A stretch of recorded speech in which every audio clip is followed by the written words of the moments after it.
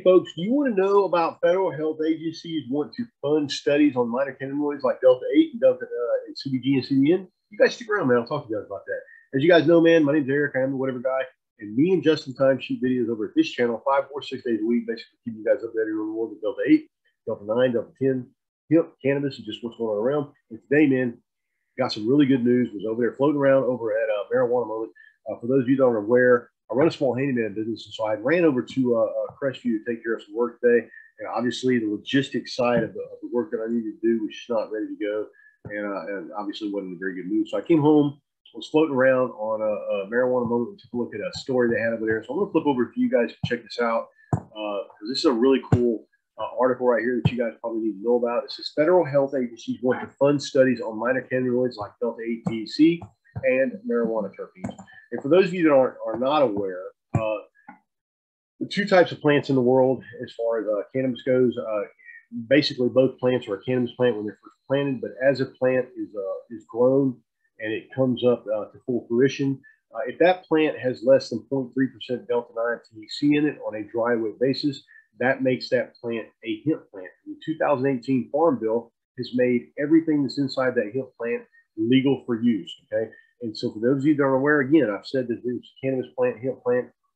Basically, what you have to understand is that even though the federal government has classified that as a hemp plant because it's got less than 0.3% Delta-9 THC on a dry weight basis, what happens is that plant still has all those minor cannabinoids in it. Delta-8 THC, the CBN, the CBG, the CBD, all of that stuff is inside of that hemp plant still, to include the trace amounts of the Delta-9. However, everything inside that plant is legal for us to use.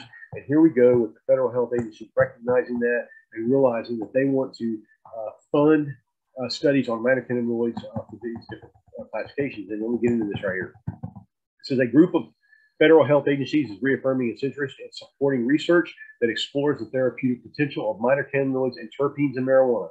The National Institutes of Health and 8 of its component agencies posted a notice of special interest last week titled Promoting Mechanistic Research on Therapeutic and Other Biological Properties of Minor Cannabinoids and Terpenes. Minor cannabinoids are defined as the constituents of marijuana except Delta-9 THC, the most commonly known and studied intoxicating compound in cannabis. NIH said that research into lesser known cannabinoids like Delta-8 THC, CBN, and CBG, as well as terpenes, is comparatively lacking. This NOSIA, which is a notice of special interest, intends to support highly innovative basic and or mechanistic studies in appropriate model organisms and or human subjects aiming to investigate the impact of minor cannabinoids and terpenes on mechanisms underlying their therapeutic effects. This notice says, preclinical studies of combinations of minor cannabinoids with terpenes or other natural products that may enhance their therapeutic benefits and or abate unwanted effects are encouraged. Nice. So here we go, guys. Big study here. So now we're getting some money poured into finally finding out. Again, I've said many times, for those of you who aren't aware, I used to have a bigger channel than this right here that had quite a bit more, videos on it and more information on it. But I said many times on that channel that Delta-8 and these minor cannabinoids will be able to find its place in the industry that we are in right now, and obviously that looks like it's going to happen. It says here, let's scoot down here when we get to this here. Scoot back up so you guys can see. It says the notice also breaks down relevant research objectives for 8 different agencies that fall under NIH. So here they go.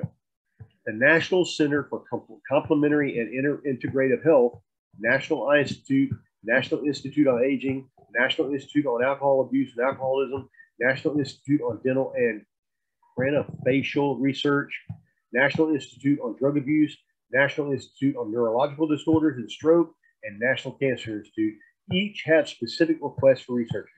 The NCI, for example, wants to understand the mechanisms by which minor cannabinoids and terpenes in the cannabis plant may affect cancer interception, cancer treatment, and resistance and management of cancer symptoms.